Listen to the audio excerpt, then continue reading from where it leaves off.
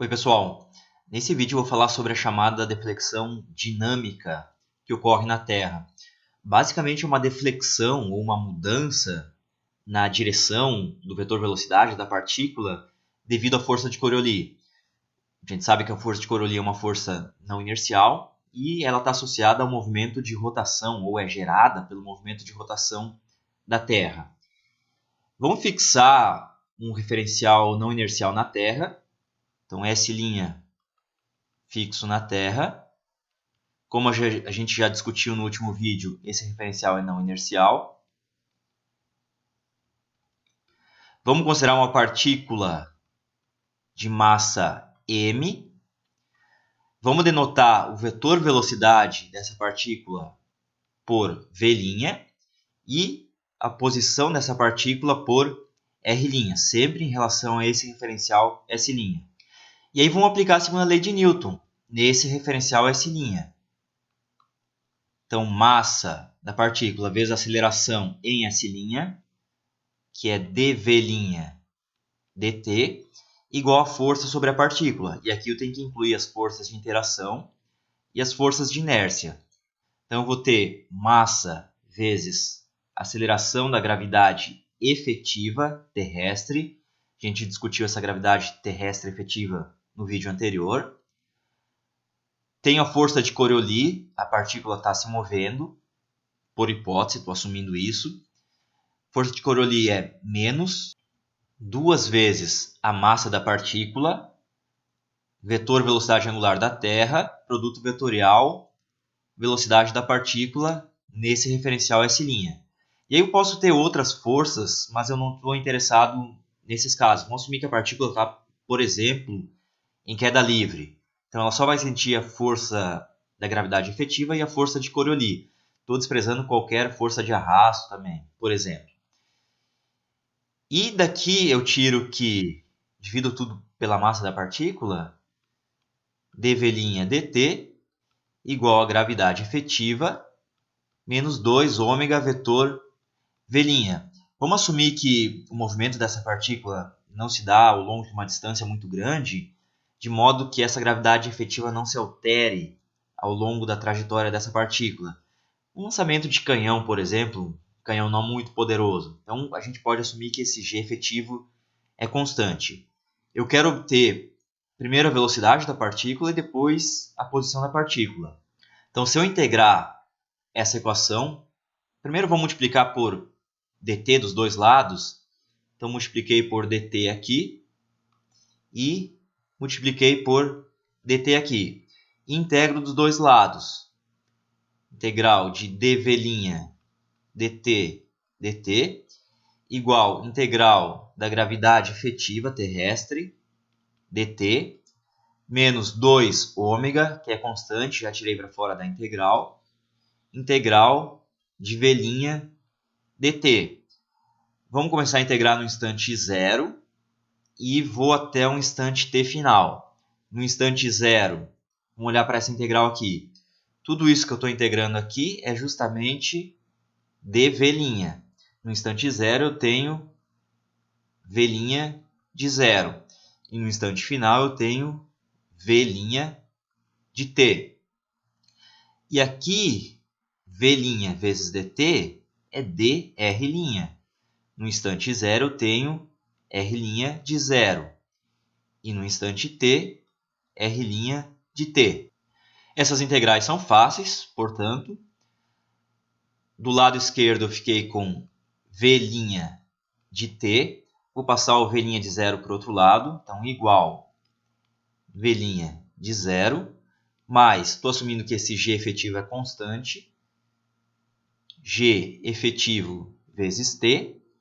E aqui vai sobrar menos 2 ômega, produto vetorial, r' de t, menos r' de 0. Está aqui a velocidade. Observem que eu obtive, na verdade, aqui a velocidade em função da posição. Eu não tenho ainda a velocidade em função do tempo, porque eu não tenho esse r em função do tempo. Bom, eu quero encontrar o r agora. Integro mais uma vez. o V' é dr dt, dr', né? Igual tudo isso aqui. Multiplico por dt dos dois lados, então dt na esquerda. Agora tudo isso aqui vezes dt.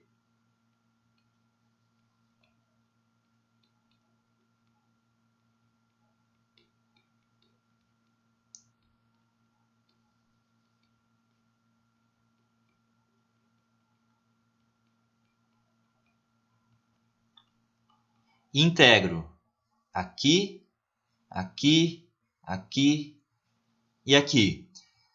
Sempre iniciando de t igual a zero até t final. Então, 0 a t, 0 a t, 0 a t. E aqui, dr' dt vezes dt é justamente dr'. Então, vai a integral de r' de 0 até r' de t. Agora, olhem o que aconteceu aqui. A gente ficou com uma coisa nova, provavelmente, para vocês. R' de t igual a R' de 0. O V' de 0 é uma constante, então isso aqui, essa primeira integral é fácil. Mais V' de 0 vezes t. Aqui o g também é constante, essa integral também ficou fácil. Mais gravidade efetiva t ao quadrado sobre 2. Só que aqui, vamos tirar o 2 ômega para fora, menos 2 ômega, produto vetorial. Aqui eu tenho integral de R' dt.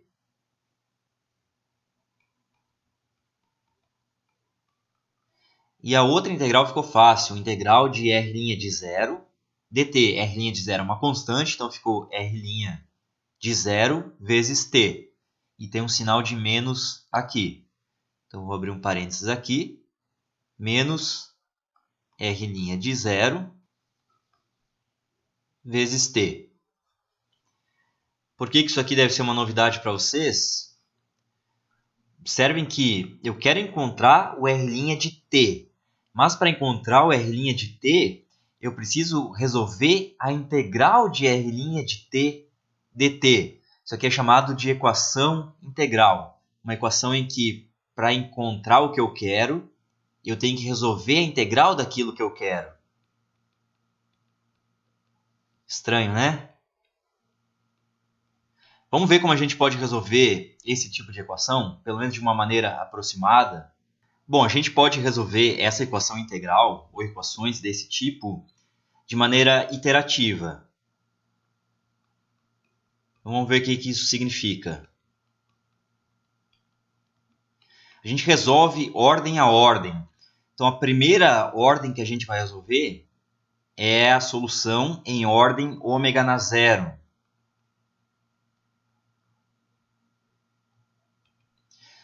Essa integral aqui é feita de 0 a t. Então, ômega na zero, vou olhar para essa equação e considerar apenas os termos que vão até ômega na zero, que é 1. Então, onde aparecer ômega ou ordens superiores, eu desprezo. Lembra que ômega é muito pequeno, é 10 na menos 5, a magnitude. Então, justamente aqui aparece um termo com ômega. Então, tudo que está daqui para cá eu já desprezo. E aqui eu tenho a gravidade efetiva. A gente viu no vídeo anterior que essa gravidade terrestre efetiva é igual à gravidade G. E aí tem uma correção. O primeiro termo dessa correção depende de ômega ao quadrado. Vamos colocar assim. G efetivo é igual a G mais termos de ordens superiores. Então, aqui eu só preciso levar em conta, nesse termo, o G. Estou desprezando os termos que dependem de potências de ômega. Então, nessa ordem zero, eu já tenho o resultado. O R' de t, nessa aproximação, é o R' de 0, mais V' de 0 vezes t, mais G t² sobre 2. E agora eu vou para a próxima ordem, se eu quiser, se essa aqui não for suficiente. Observem que essa daqui é justamente o resultado sem levar em conta nenhum efeito não inercial. Na próxima ordem, agora eu vou considerar tudo que depende até ômega na potência 1. Então, R' de t igual.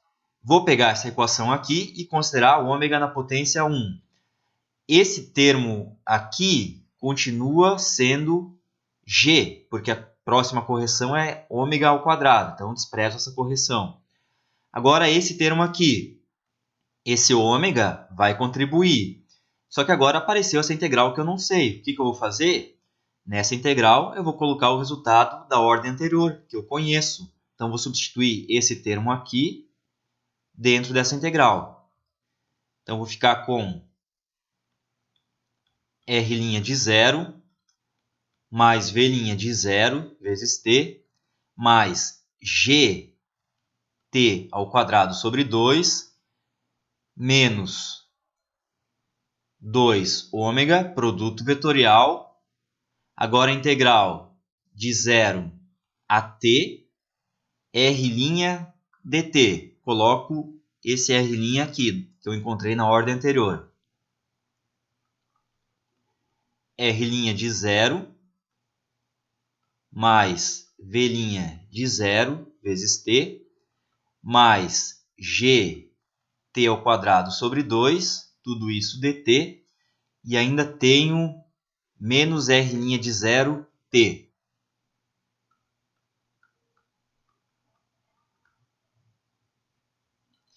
E eu consigo fazer isso aqui agora. R' de t, em primeira ordem, é igual a R' de 0 mais V' de 0 t mais gt ao quadrado sobre 2 menos 2 ômega vetorial. O primeiro termo aqui vai ficar R' de 0 vezes t, vai cancelar com esse R' de 0 vezes t. Aí vai sobrar o segundo termo, V' de 0 t ao quadrado sobre 2. E o último termo, g sobre 2 vezes t ao cubo sobre 3. Então, mais g t ao cubo sobre 6. Se eu quiser continuar, eu não vou fazer, mas vocês podem pensar o que vai acontecer. Continuar até a ordem 2. Aí vocês vão pegar essa equação, considerar tudo que depende de ômega ao quadrado. Aí vai começar a ficar bem maior as coisas, porque esse g efetivo ele já vai ser diferente de g nessa aproximação, porque essa correção aqui vai importar, então vai ter que ser incluída essa correção. Ainda assim, você vai considerar esse g efetivo constante, não precisa escrever ele explicitamente. Esse termo contribui, e aqui dentro você vai colocar esse resultado aqui, da ordem anterior. Bom, vamos encerrar aqui para a gente, nessa ordem, e vamos interpretar um pouquinho esse resultado. Vamos fazer um exemplo onde a gente consegue entender melhor esse resultado. Então, nesse exemplo, eu quero calcular a deflexão, devido a essa força de Coriolis, na queda livre. Então, vamos fazer assim. Aqui está a Terra, eu estou nessa posição aqui, próximo à superfície. Eu vou colocar a origem do sistema de coordenadas, S', na superfície agora, na posição em que eu me encontro. A posição inicial da partícula vai ser 0. Então, R' de 0 igual a 0. E eu também vou assumir que a partícula partiu do repouso, por simplicidade. Quero a deflexão nesse caso. V' de 0 igual a 0. Está aqui o sistema de coordenadas S', X', Y' e o Z' está saindo aqui. Eu estou considerando a primeira ordem em ômega. Então, vou pegar essa expressão em primeira ordem, R' de t igual Aqui é 0, defini o sistema de coordenadas assim. O V' é 0, escolhi assim. Então vai sobrar esse termo, gt² sobre 2. Esse termo também é 0.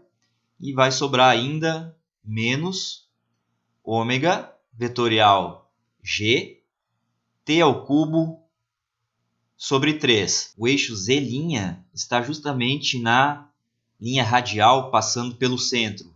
Aqui está o centro da Terra.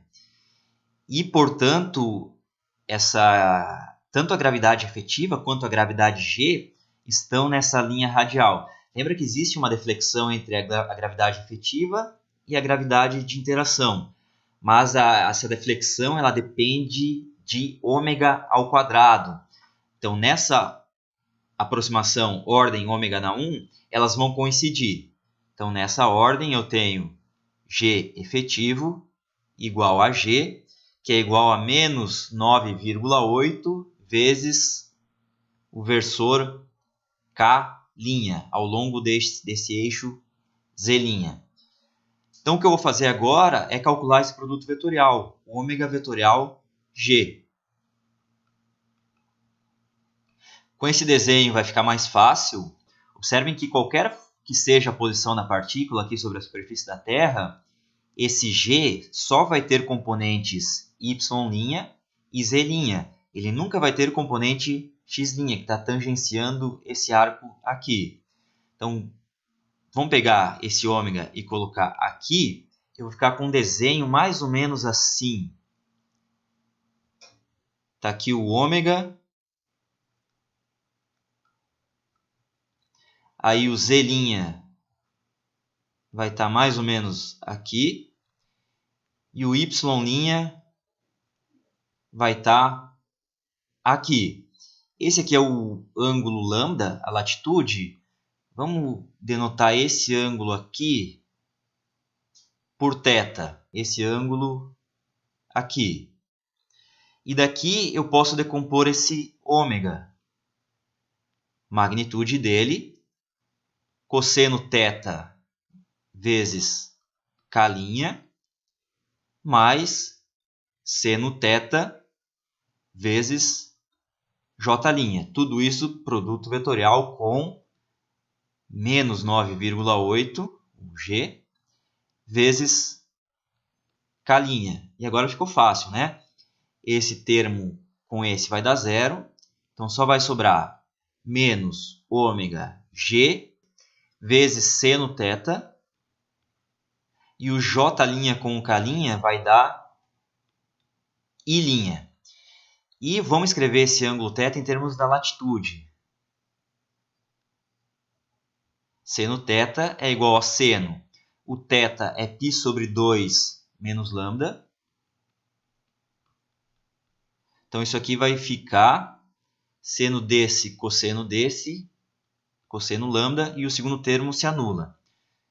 Então, esse termo deu menos ômega G cosseno lambda na direção I'.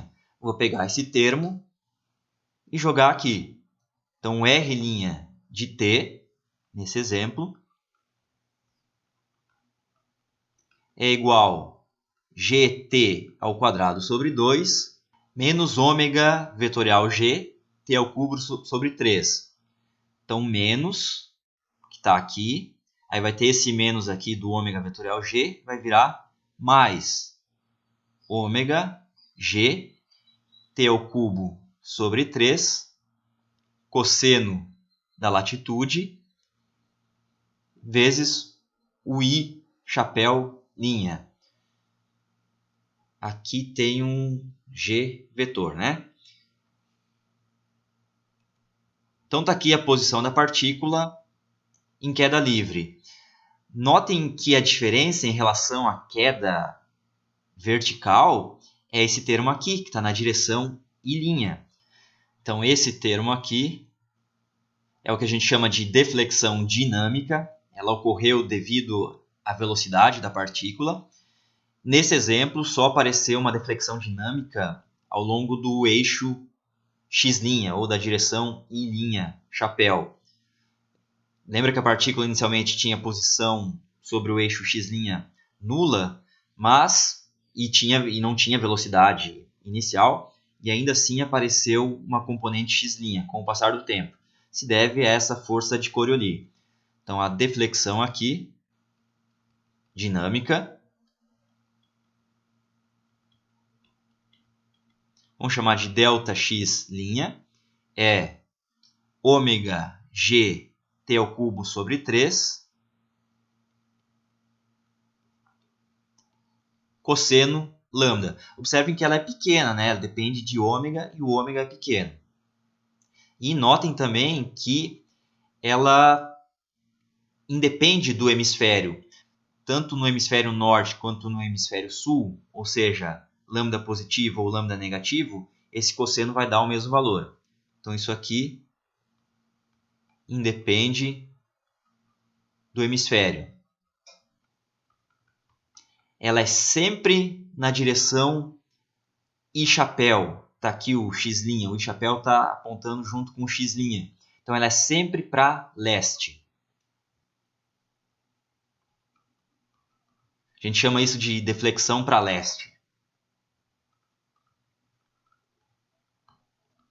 A gente pode escrever essa deflexão aqui em termos da altura de queda. Então, a partícula caiu de cima de um prédio de altura h, nessa aproximação. Então, vamos olhar só para a direção z', aí a gente descobre qual é o intervalo de tempo t para a partícula cair de h. Então, a gente pode usar aqui z igual a z0 mais v0t mais 1 meio de aceleração t ao quadrado. A posição inicial era 0, a posição final vai ser menos h. A velocidade inicial é 0, o eixo está orientado para cima, então a aceleração é menos g. Então, menos g t ao quadrado sobre 2. Daqui eu tiro que o intervalo de tempo t é igual a raiz de 2h sobre g. Pego esse intervalo de tempo e jogo aqui. Então, a deflexão em função da queda é igual a ômega g sobre 3. E aqui vai ficar 2h sobre g na 3 meios. E eu ainda tenho um cosseno de lambda aqui. Posso escrever isso assim, ômega sobre 3, raiz.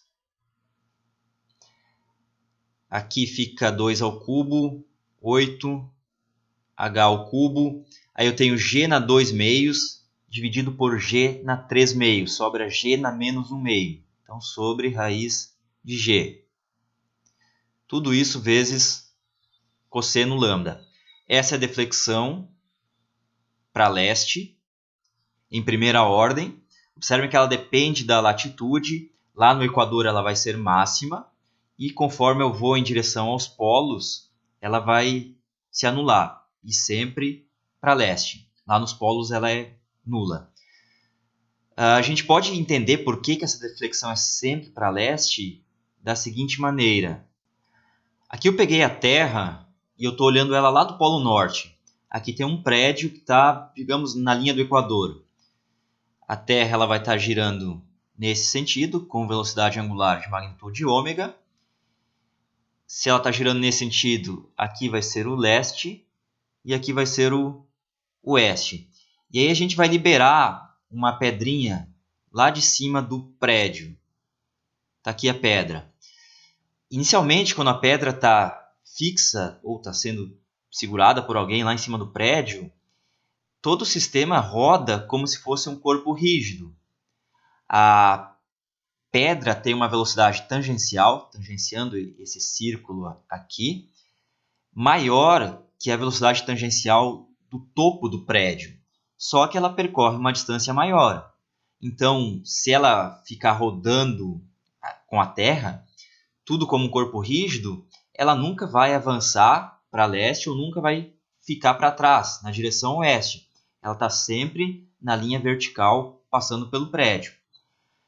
Agora, se a pedra for liberada, ela sai inicialmente com uma velocidade tangencial devido à rotação da Terra aqui, uma velocidade nessa direção aqui, inicialmente,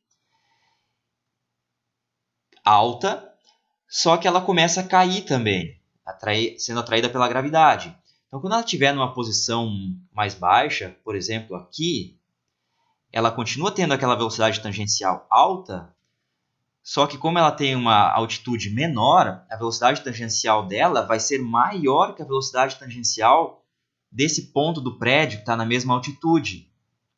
Portanto, ela vai avançar em relação a esse ponto. Então, conforme ela vai caindo, ela vai avançando em relação ao prédio. E sempre avançando para o leste, porque ela tinha velocidade nessa direção. Então, ela vai fazer uma trajetória assim e vai cair na frente da base do prédio. Então, essa distância aqui é justamente o dx', essa deflexão que a gente calculou. Em primeira ordem, vale isso aqui.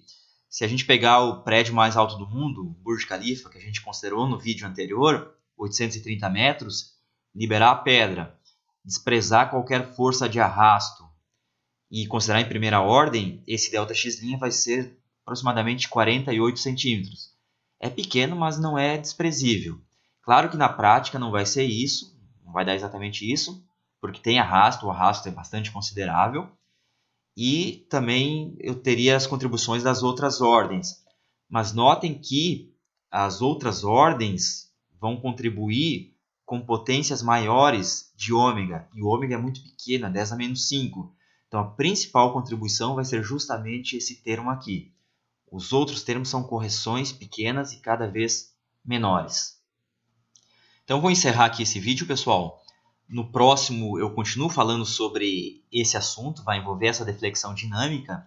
Eu vou falar sobre o chamado pêndulo de Foucault e mostrar como ele foi usado para comprovar que a Terra está rodando. Então até lá, pessoal.